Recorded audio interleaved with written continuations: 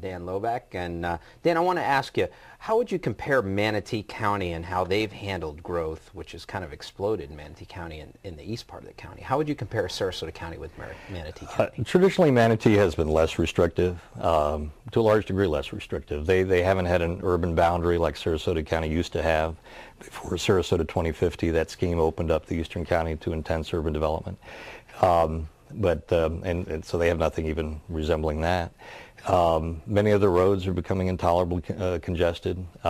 It's sprawling, and traditionally they haven't made growth pay its own way. But now Joe McClash did get some good things done there in terms of raising impact fees, so growth paid more of its own way. County Commissioner Joe McClash.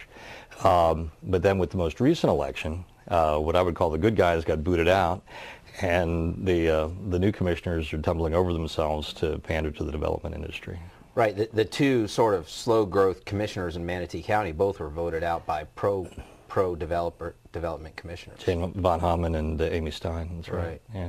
Now that brings me to Sarasota elections. Does your organization get heavily involved in the city commission races and the county commission races? We do.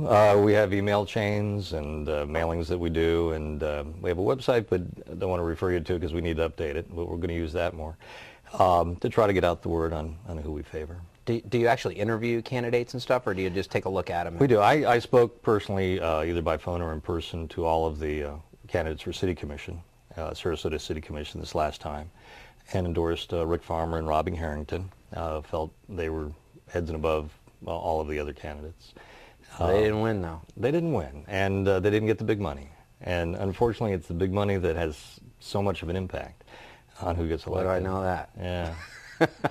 and these aren't people, by and large. I mean, I contribute to campaigns too, and did this last time. But right. You know, the big money comes from people that are seeking to buy public policy. You know, it's not just they want to help good government. You know, they expect to get something out of it in terms of a return on the laws and the ordinances that are passed, and they do usually. Terry Turner and Suzanne Atwell won. Do you have concerns about them?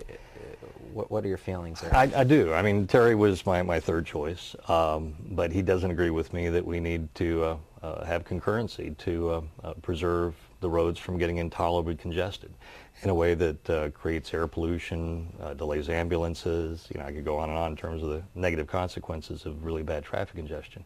Trying to bring them around on that. I'm hopeful. We've had a good discussion very recently on that. Susan Atwell, I mean, it's amazing what happens with that at-large seat. People thought Richard Martin was too cozy with the developers, so they replaced him with Ken Sheelan.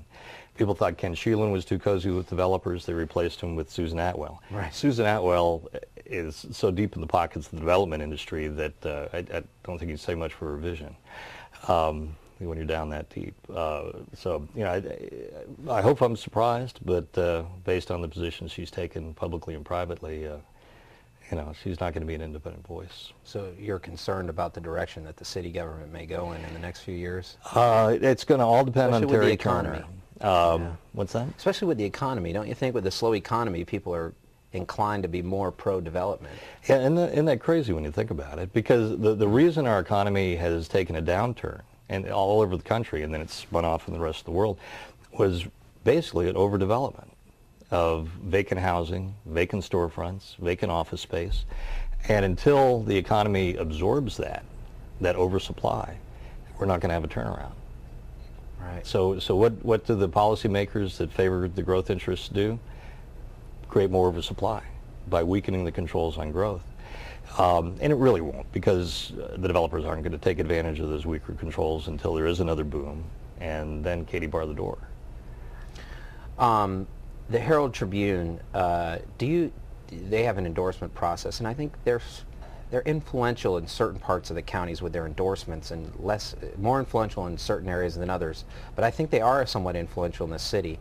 Do you think that they take a lot of these growth-related issues into account when they do their endorsements? I believe they do. I mean, the publisher is very close with the major local builder, Lee Wetherington.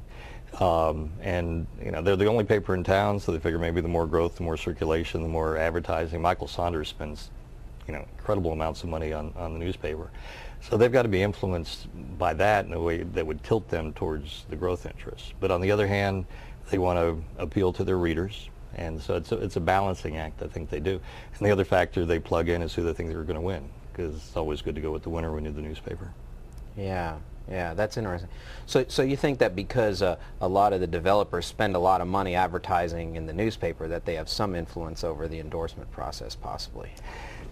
You know, I don't want to be a total skeptic in that respect, but you know, when I see their endorsements, you know, they're disappointing a lot, and you know, it's tempting to suspect that might be one of the factors. Tell us, you touched on a little bit, but tell us about this new bill that just got passed by the legislature that has to do with the roads and the impact for the Thank you, developers. Ron, for bringing us back to that, because it's hugely important. I mean, before the economy took over the public concern, people's number one concerns were too much growth and too much traffic. And people are less concerned now because we're not having increases of that, but we will someday if we don't have controls on the amount of traffic a developer can add to the roads.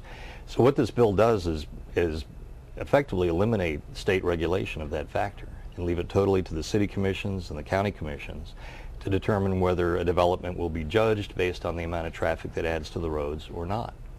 And County Commissioner Jim Lay, as a matter of fact, he was asked one time, you know, what do you say to people that are concerned about the traffic congestion and the subsidies of developers? And he said, well, I think congestion and subsidies are selfish words that have no place in the planning for the future of our community. So he is, you know, just rabidly in favor of densifying, intensifying, even if it means incredible amounts of traffic congestion. So he's pushing the county in that direction. And my fear is that with the absence of state regulation now, there'll be those that'll seek to do exactly that.